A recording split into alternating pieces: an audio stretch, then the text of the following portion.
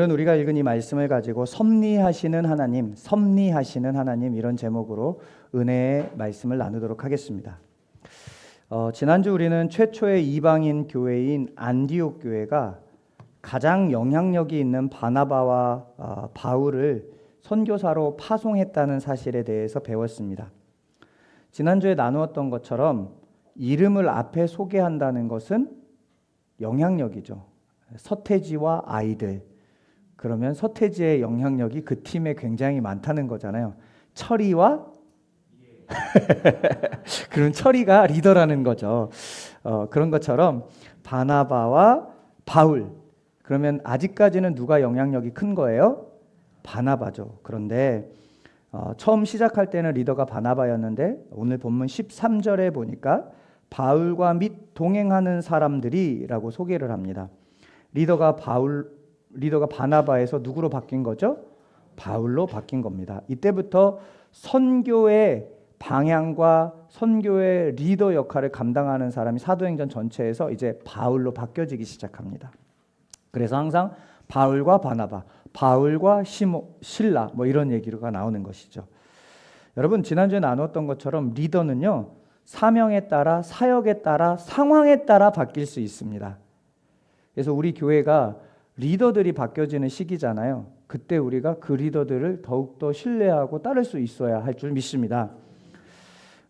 지난주에 바나바와 바울 중심으로 말씀이 진행되다 보니까 마치 이 선교 여행이 두 사람만 참여하는 것으로 보여질 수 있습니다.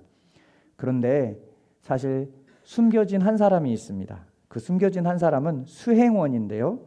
오늘 5절을 함께 읽어보도록 하겠습니다. 오늘 본문 5절 같이 함께 읽어보도록 하겠습니다. 시작. 살라미에 이르러 하나님의 말씀을 유대인의 여러 회당에서 전할세 요한을 수행원으로 두었더라. 아멘. 여러분 바나바와 바울이 선교여행을 가는데 누가 수행원이었죠? 요한이 수행원이었다고 말합니다. 여기서 요한, 성경에 보면 요한이라는 이름이 정말 많이 나오죠.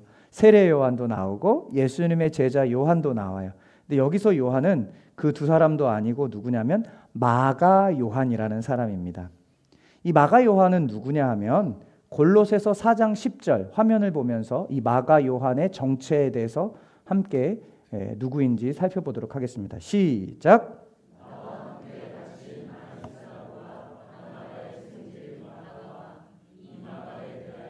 그가 명을 받았으니 그가 이르거든 영접하라. 우리 한 번만 더 읽겠습니다. 아직 장애가 적응이 안 됐어요. 마이크를 계속 들고 있어야 돼, 알겠지? 그래야 온라인에 있는 분들이 같이 따라 읽을 수 있어. 같이 시작. 나와 함께 갇힌 아리스다고와 바나바와의 생질 마가와 이 마가에 대하여 너희가 명을 받았음에 그가 이르거든 영접하라. 아멘. 이 본문에 마가라고 표현한 사람이 오늘 본문에 요한이라는 사람입니다. 그래서 마가 요한 이렇게 표현을 하는 거죠. 그런데 이 마가 요한이 누구의 생질이라고 말씀에 나와 있었습니까? 화면에 한번 띄워주세요. 네. 그거 말고요. 말씀. 네, 제가 그냥 얘기할게요. 네, 누구의 생질이라고 하냐면 바나바의 생질이라고 나와 있습니다. 이 생질이라는 말은 조카라는 뜻입니다. 조카. 그러니까 마가 요한은 누구의 조카예요? 바나바의 조카라는 겁니다. 그래서 마가 요한은 우리 교회 장석진 집사님 아들이 누구냐면 진서예요. 진서는 누구의 조카예요? 제 조카잖아요. 그거랑 똑같은 거예요. 그러니까 바나바가 저라면 마가 요한은 누구예요? 진서. 이런 관계였다라는 것이죠. 그런데 이 바나바의 조카인 마가 요한이 이렇게 선교를 같이 가고 있었는데 13절에 보니까 선교를 하던 도중에 예루살렘으로 돌아가 버렸다라는 이야기가 나와요. 오늘 본문 성경 13절을 보면서 같이 한번 읽어보도록 하겠습니다. 13절 시작. 바울과 및 동행하는 사람들이 바보에서 배 타고 밤빌리아에 있는 버가에 이르니 요한은 그들에게서 떠나 예루살렘으로 돌아가고. 아멘. 마가 요한이 선교하는 중간에 예루살렘으로 돌아가 버렸다라고 이야기를 합니다. 그런 이런 사건이 나오면 왜 갔지? 이런 질문을 던져야 성경이 풀립니다, 사실. 그냥 그러려니 하고 넘어가면 성경이 절대로 안 풀려요. 왜 갔냐 하면 이 학자들은 세 가지 학설을 이야기합니다. 첫 번째 학설은요, 안디옥 교회 리더였고, 이 앞서 13장이 시작할 때 선교의 리더가 누구였어요? 바나바였어요. 근데 이 마가 요한은 누구의 조카라고요? 바나바의 조카예요. 그러니까 리더가 자기 삼촌인 거예요. 근데 자기 삼촌이 리더를 하고 있는데 무슨 이유 때문인지 모르겠지만 갑자기 13절에 이 밤빌리아로 가는 과정에서 리더가 바뀌어요. 누구로? 바울로 바뀌어요.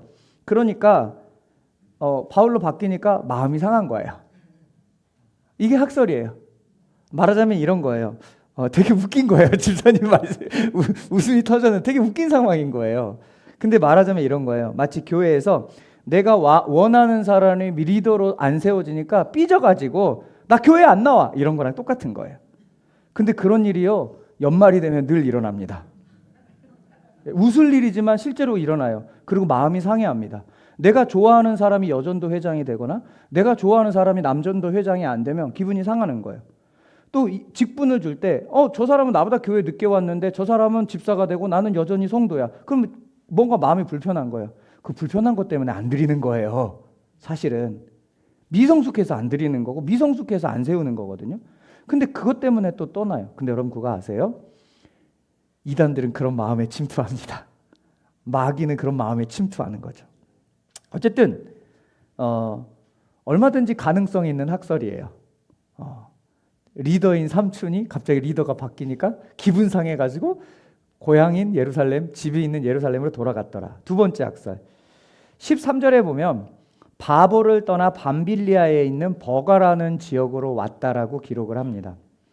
근데 이곳의 지리적 위치가 굉장히 이 기록에 보면 온갖 전염병이 창궐하는 지역이었다고 해요. 특히 이 지역에는 말라리아가 굉장히 많이 기승을 부렸다고 합니다. 근데 여러분 오늘날 말라리아는 알약 하나 먹으면 그냥 해결이 돼요. 근데 그 당시에는 말라리아가 사람을 죽이는 병이었습니다. 우리가 잘 알고 있는 성경의 역사 또 세계 역사에서 나오는 헬라 제국의 알렉산더 대왕이 33살로 죽어요. 근데 33살에 전 세계를 정복하고 있는 그 상황에서 왜 죽는 줄 아세요? 예, 눈치가 빠른 분들이시군요. 말라리아에 걸려서 죽어요. 알약 하나면 되는데 지금은. 그만큼 그 당시에 말라리아는 굉장히 위험한 질병이었죠. 그런데 이런 질병이 돌고 있다고 하는데 여러분 마가는 예루살렘에서 딱 사도행전 2장의 성령의 사건 누구 집에서 일어났죠? 마가의 다락방. 그럼 여러분 생각해 보세요. 다락방에 120명이 들어갈 수 있는 집이라면 작은 집이에요? 큰 집이에요? 큰 집. 오늘날도 큰 집은 비싸요? 안 비싸요? 비싸잖아요. 그러면 그 마가는 부자였을까요? 아니었을까요? 마가도 부자고 마가의 삼촌도 부자였어요. 그러니까 바나바가 어때요? 땅을 팔아가지고 사람들 나눠주고 구제할 수 있었던 거예요. 이 마가도 부자였어요. 그럼 부자면 어때요? 그 정도 대저택에서 살면 도련님 소리 듣고 살지 않았겠어요? 그 시대에? 근데 도련님 소리 듣고 살았는데 내가 가려고 하는 지역에서 풍토병이 막 돌고 있어요. 가고 싶어요? 안 가고 싶어요? 온실 속에 화초로 컸을 거 아니에요. 두려운 마음이 사로잡혔죠. 그래서 무서워서 자기 고향으로 돌아왔다라는 학설이 있습니다. 세 번째 학설. 14절에 보니까 전도여행 여정이 버가에서 어디까지 가냐면 비시디아 안디옥이라는 곳까지 갑니다. 여러분 성경에 안디옥이라는 지명이 두 번 나와요. 두 가지가 나와요. 하나는 수리아 안디옥인데요. 수리아 안디옥은 어디냐면 바나바와 바울이 처음 목회했던 데 있죠. 거기가 수리아 안디옥. 그리고 지금 두 번째 나오는 안디옥은 비시디아 안디옥이라는 지역입니다. 이 지역들이 다 오늘날 터키라는 나라에 있는데요. 우리 화면을 보면서 바울의 전도 여행 여정을 한번 보도록 하겠습니다. 한번 띄워주시겠어요? 예. 제가 오늘 포인터를 가져왔는데 잘 안 보여요. LED 화면에 잘 안 보여요. 자, 그냥 여러분들 사진으로 보시고 이쪽이 지중해고 요 밑에가 이스라엘입니다. 지금 이스라엘인데 이스라엘 위쪽에 저기 지금 갑바도기아 보이시죠?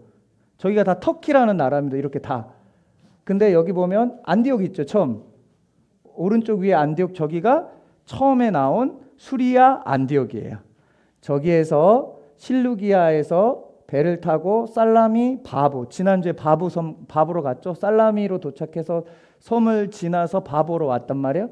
이 바보에서 지금 어디로 가요? 버가를 지나서 안디옥까지 가게 되었다라는 겁니다. 지금 이 사진은 바울의 1차 전도 여행인데 지금 1차 전도 여행 하고 있는 중에 어디까지 갔어요? 저기 두 번째 안디옥까지 갔습니다. 자, 이게 사실이라서 지도로 보여드리는 겁니다. 네, 지도 내려주세요. 자, 버가에서 비시디아 안디옥으로 가는 길에는요, 해발 1200m의 고원지대로 올라가야 됩니다. 그러니까 비시디아 안디옥은 그러니까 어떤 도시냐면 해발 1200m 고원지대에 있는 도시라는 거죠. 근데 이 해발 1200m까지 가려면 어디를 지나야 되냐면 타우루스 산맥이라는 산맥을 넘어가야 돼요.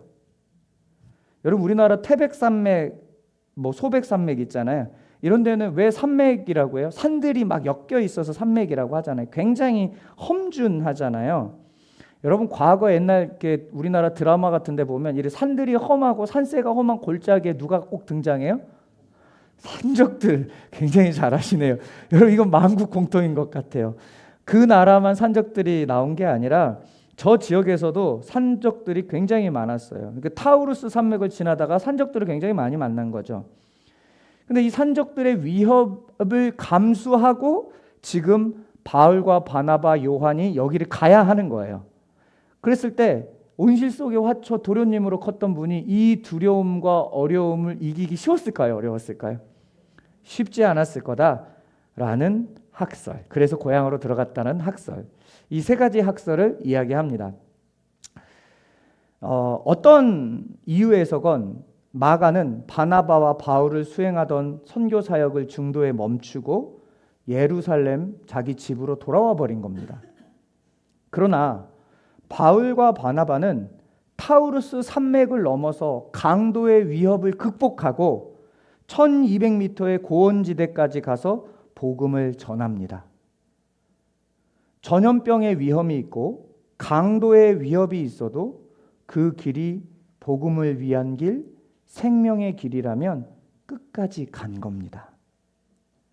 여러분, 우리가 지금 믿음 생활을 하면서 걷고 있는 모든 삶은 생명의 길인 것을 믿습니다.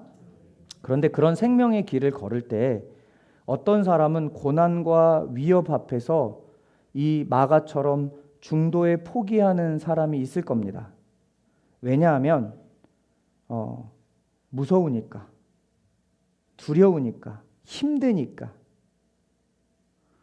그러나 그와 반대로 어떤 사람은 그런 어려움이 있어도 끝까지 그 길을 갈 겁니다. 믿음의 여정을 끝까지 걸을 겁니다. 어떤 사람이 생명의 길을 끝까지 가고 어떤 사람이 생명의 길을 멈출까요? 생명의 길을 끝까지 가는 사람들은 성령 충만한 사람들입니다.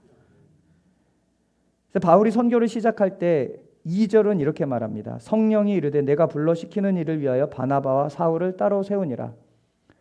성령이 생명의 복음 증거하는 일에 동원해서 그 생명의 길을 위협 앞에서도 가게 하는 겁니다. 4절에 보면 성령의 보내심을 받아, 또 9절에 보면 바울이라고 하는 사울이 성령이 충만하여, 성령 충만이 믿음의 걸음을 끝까지 걷게 합니다. 여러분, 성령 충만은 이게 성령 충만이 아닙니다. 여러분, 저는 이렇게 얘기하고 싶어요. 성령 충만은 관계를 잘하는 사람입니다. 그래서 여러분, 어떤 사람은 사람들하고 관계를 굉장히 잘해요. 사람이 성령 충만해요. 이게 왜 성령 충만의 관계를 잘하는 거냐면 사도행전 2장에 보면 성령의 역사가 처음 일어나잖아요. 강력한 성령의 임재가 일어나니까 어떻게 해요? 사람들이 방언을 말하기 시작해요. 여기서 말하는 방언은 천사의 말이 아닙니다. 우리나라 전라도, 경상도 사투리 하듯 외국 말을 한 겁니다. 본도, 부르기아, 밤빌리아, 아시아 이런 수많은 나라들에서 온 사람들이 각자의 말을 하기 시작해요. 영어를 하기 시작하고 독일어를 하고 중국어를 하기 시작해요. 근데 저는 배운 적이 없거든요. 근데 그 사람들이 막 그 얘기를 하는데 다 들려오는 거예요. 그럼 그 사람하고 내가 어떤 상황이 돼요? 소통하게 되겠죠. 대화가 되기 시작합니다. 그래서 성령 충만은 소통하는 사람이에요. 여러분, 교회 안에서 성령 충만하다고 하는 사람들 중에 소통하지 못하고 고집불통인 사람들이 있어요. 그 사람은 성령 충만한 게 아니라 자기 충만한 겁니다. 여러분, 그래서 믿음의 사람은요, 이 주변 사람들하고도 서로 소통이 잘 돼야 되지만 예수 안 믿는 사람하고도 소통이 굉장히 잘 돼야 됩니다. 그게 성령 충만한 거죠. 그러니까 그렇게 성령 충만하니까 어떻게 해요? 사람들하고 살아가는데 관계하는 게 어렵지 않아요. 근데 이상하거든요. 믿음 생활 성실하게 하고 열심히 하는 사람들 중에 세상하고 소통하지 못하는 사람들이 있어요. 그 사람들은 성경의 기준으로 자기 충만이에요. 아무리 믿음 생활에 어떤 좋은 모습이 보여도 그건 성령 충만이 아닙니다. 자기 충만입니다. 저는 우리가 성령 충만하기를 축원합니다. 성령 충만이 믿음의 걸음을 끝까지 걷게 합니다. 기독교 고전인 또 베스트셀러인 철로역정이라는 책이 있어요. 우리 교회에서도 제가 철로역정 시리즈 설교를 한번 했잖아요. 이 책에 보면 수많은 사람들이 믿음의 걸음을 걷습니다. 수많은 사람들이 신앙생활을 시작해요. 수많은 사람들이 교회 안에서 신앙인의 이름으로 존재하고 있어요. 그런데 안타깝게도요, 중도의 믿음의 걸음을 포기하는 수많은 사람들을 소개합니다. 어떤 사람들이 중도의 믿음의 걸음을 포기하냐? 믿음의 이름으로 교회 와서 좋은 소리만 듣고 싶은 사람이 중도에 포기한대요. 왜냐하면 성경은 불편한 얘기들 투성이거든요. 그러니까 불편한 얘기하니까 듣기 싫으니까 나가버리는 거예요. 두 번째, 형식과 습관에 따라 신앙생활은 하지만 전혀 생명력 없는 사람, 그런 분들이 있잖아요. 주일날 교회 한 번 와도 저 밖에 나가서 예수님 믿는 그리스도인답게 삶에서 내가 그리스도인답게 예수의 몸답게 몸을 드러내는 사람으로서 살아내는 사람이 있는가 하면 교회 도장만 찍고 저 밖에 나가서는 예수 안 믿는 사람하고 똑같이 살아가는 사람들이 있어요. 그런 사람들이 믿음의 여정에서 중간에 멈출 수 있다는 거예요. 또 복음은 은혜 안에서 자유를 누리는 겁니다. 그래서 여러분, 술, 담배 해야 돼요, 안 해야 돼요?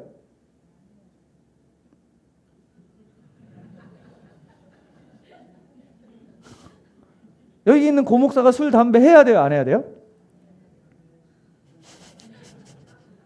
근데 저 밖에, 저 독일이나 이런 데 보면 목회자들이 다 술 마시는데?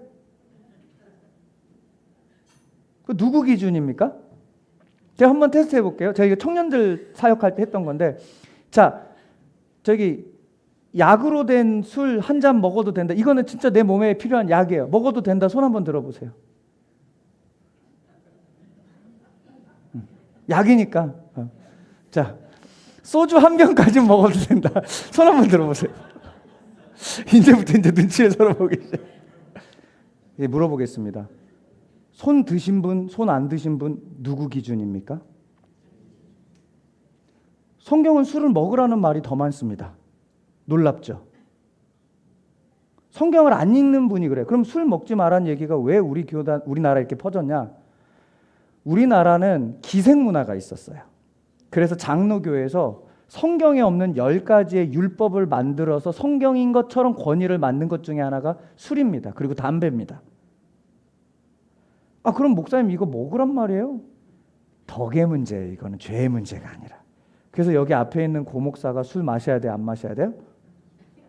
안 마셔야죠. 그래야 덕이 되잖아요. 그렇죠? 장로님이 술 마셔야 돼요, 안 마셔야 돼요? 안 마셔야죠. 그래. 네. 근데 여러분이 집에서 사랑하는 아내랑 맥주 한 캔씩을 딱 해요. 서로 당신은 장로가 돼가지고 말이야. 이게 진리 안에서 자유가 없는 사람들의 특징입니다.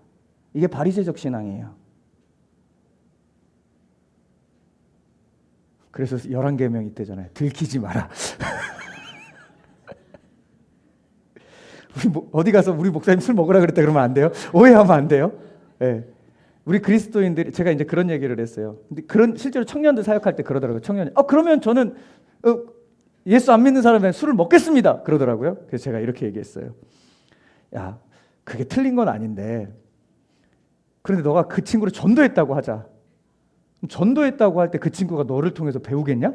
그랬더니 이 친구 아무 말 안 하더라고요. 그럼 먹으란 말이야, 먹지 말란 말이에요?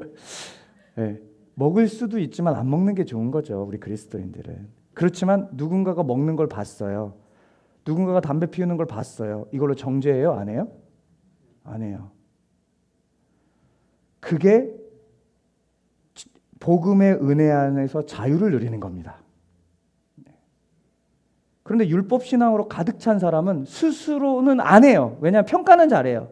여러분 그거 아세요? 다른 사람들 평가하고 막 뭔가 불편해하는 사람들 보면 예배 생활도 제대로 안 해요. 말은 그럴싸해요. 제가요, 저희 이제 우리 부목사님 계신데 저희 4명 후배들 성경 과외하거든요. 막 한국 교회가 어떻고 막 해서 막 얘기해요. 그래서 제가 하나 물어봐요. 뭘 물어본지 얘기 다 들어주고 맞아요, 맞는 얘기예요. 그래서 널 뭐 하고 있니? 그러면 아무것도 안 하고 있어요. 그 사람이 문제를 일으키는 거라고요. 그게 율법주의예요. 그러나 여러분, 믿음의 걸음을 끝까지 완주하는데 은혜 안에 머물면서 완주하기 위해서는요, 복음의 은혜를 통해서 누리는 자유가 필요합니다. 그런데 율법 신앙으로 자신을 가둔 사람들이요, 걷다가 본인 스스로 지쳐서 쓰러져요. 왜요? 율법으로는 우리를 완전하게 못해요. 그러니까 맨날 자기 정죄만 하거든요. 그래서 제가 복음학교 할 때 항상 얘기하잖아요. 여러분, 율법에 완전하려고 하는 거 애당초에 포기하라 그래요. 왜냐하면 성경이 그렇게 선언하고 있어요. 우리가 육신을 입고 있는 동안 성경이 요구하는 거 할 수 있어요? 못해요? 못해요. 다만 주님 사랑하는 만큼 점점 닮아가는 것일 뿐이에요. 그걸 성화라고 하잖아요. 그런데 뭐 율법을 다 지키려고 그래요. 여러분 한번 물어볼게요. 여러분 10개 계란 후라이를 하는데 썩은 계란 하나를 딱 떨어뜨렸어요. 그 계란 후라이 딱 해서 드실 거예요? 안 드실 거예요? 10개 중에 10개가 완전해야 완전한 거예요. 여러분 우리는 십자가에서 예수님 나를 위해서 돌아가셨다고 얘기해요. 저 십자가는 사형틀이에요. 내 죄가 뭐만큼 커요? 사형 당할 만큼 커서 예수님이 십자가 지신 거예요. 하나님 기준에서. 그런데 나는 사형당할 죄인이 옆에 있는 조금 죄진 사람 어떻게 정죄해요? 근데 율법주의에 사로잡힌 사람들은 정죄한다고요. 어떻게 장로가 술 먹어? 장로님 왜 고개를 숙이세요? 농담한 겁니다. 그런가 하면 또 믿음 생활하고 있지만 세상의 인기, 돈 등을 따르면서 허영심이 가득한 사람들이 있어요. 이런 사람이 예수님 따를 때 완주하는 게 힘들 수 있어요. 그리고 게으르고 무지한 사람. 여러분 그거 아세요? 게으름도 죄고 무지도 죄입니다. 뭔가 세상적으로 성공할 때 신앙이 괜찮아요.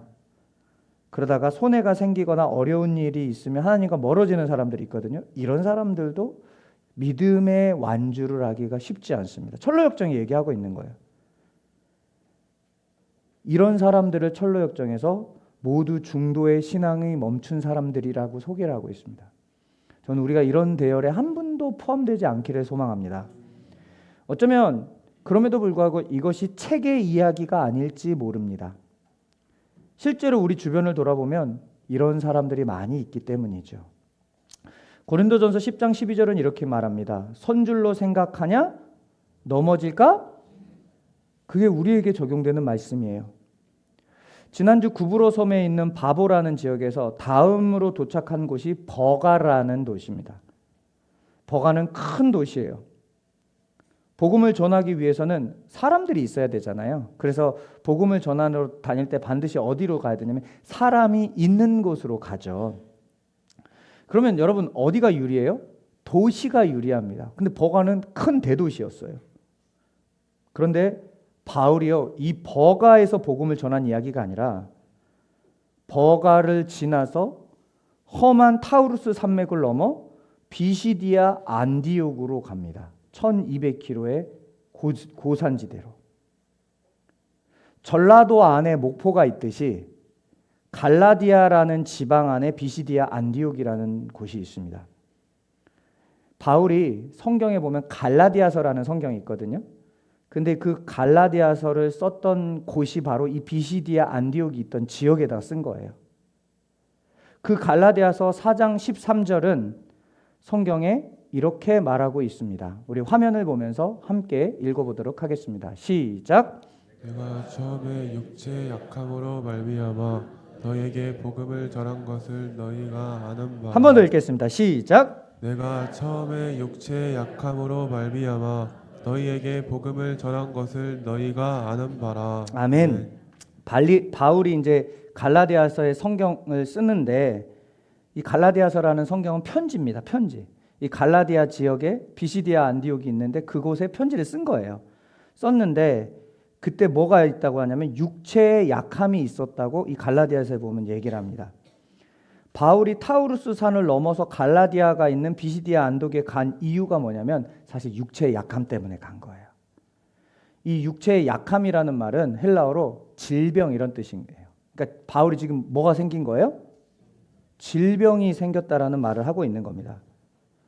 뭔가가 이 타우루스 산맥을 넘어가야 하는 질병이 생긴 거예요.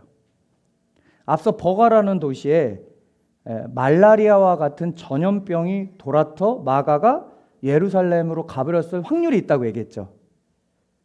학자들은 바울이 이 버가라는 지역에서 그 우려했던 전염병이 사울에게 닥쳤다라고 이야기를 합니다. 그것이 말라리아였던 풍토병이든.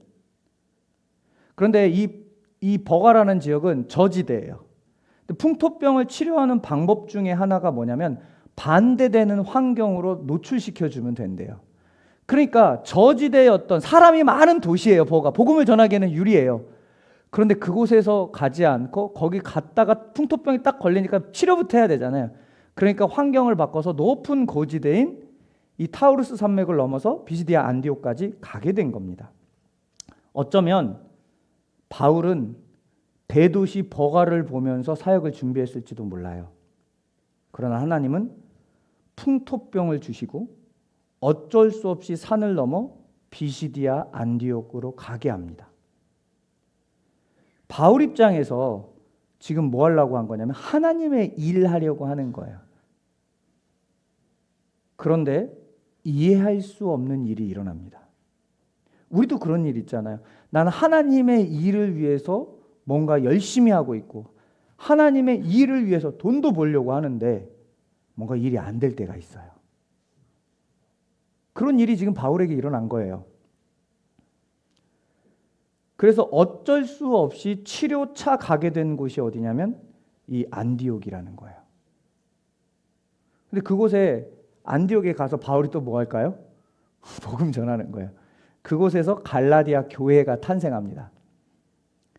근데 여러분 갈라디아 교회의 탄생이 뭐 때문에 그럼 시작이 된 거예요? 바울이 병 걸려서 시작이 된 겁니다.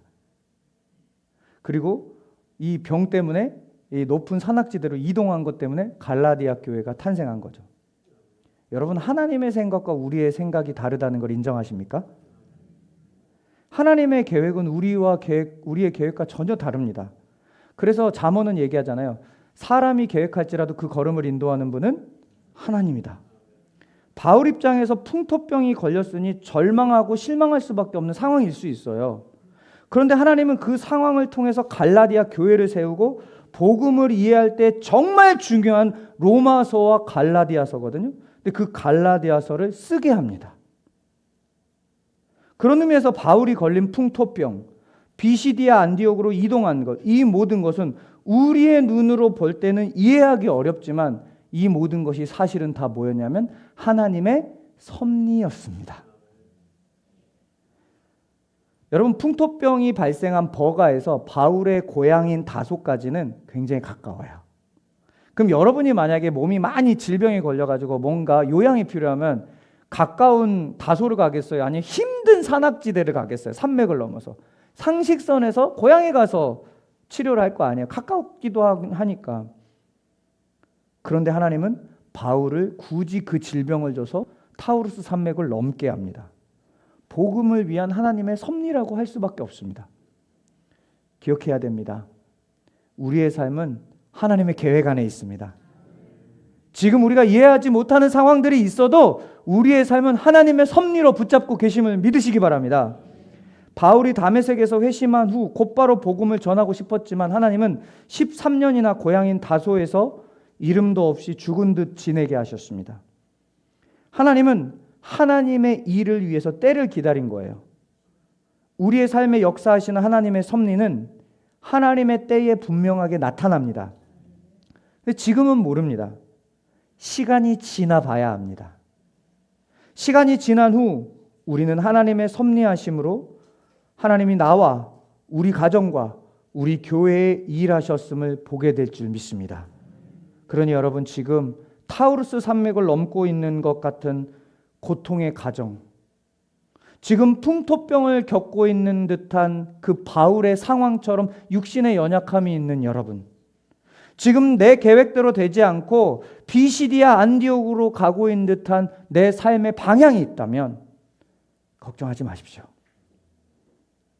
그 상황에서도 하나님은 섭리하심으로 우리를 다스리실 겁니다. 기도하겠습니다.